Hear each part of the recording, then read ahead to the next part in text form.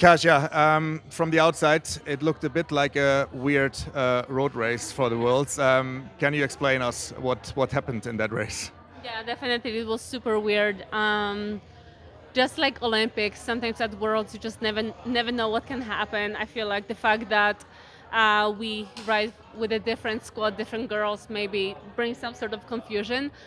But yeah, definitely one of the weirdest races, and it's such a pity because it's a big race, a race that we all were preparing to win, and actually all the favorites we just lost.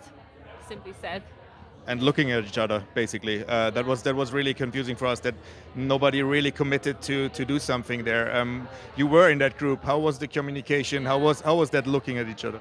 It felt like we were going really hard up the climbs, like there was always something, and then at the top, practically breaking because no one wanted to take initiative. And maybe the fact that we always kind of stayed together created such a passive race. Because, like, even if I saw that Demi was dropping, so like, probably if she wouldn't be over the top with us, then we would be more motivated. But once she was there, it's like it's just looking at each other, you know.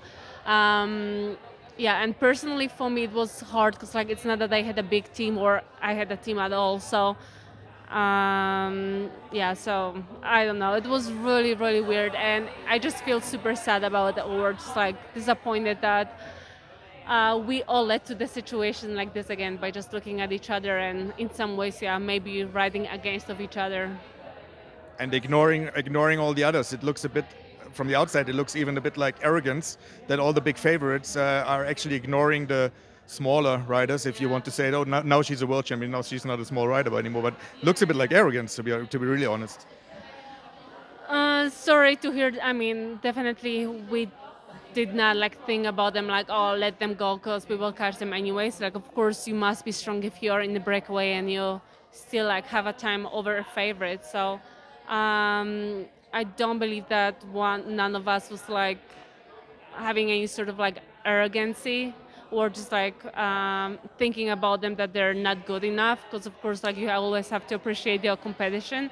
But I think it was more that like nobody wanted to like take initiative, no one wanted to spend more energy, maybe because like everyone says like you have to be careful with your energy on altitude in this climate. So I wonder how much that impacted us, the fact that like no one wanted to do one little extra move because it would cost us something at the end, and at the end we were not even in the place to fight for the final. Thank you. Outside of the tactics, were you feeling strong today? Like, was it a good day for you physically?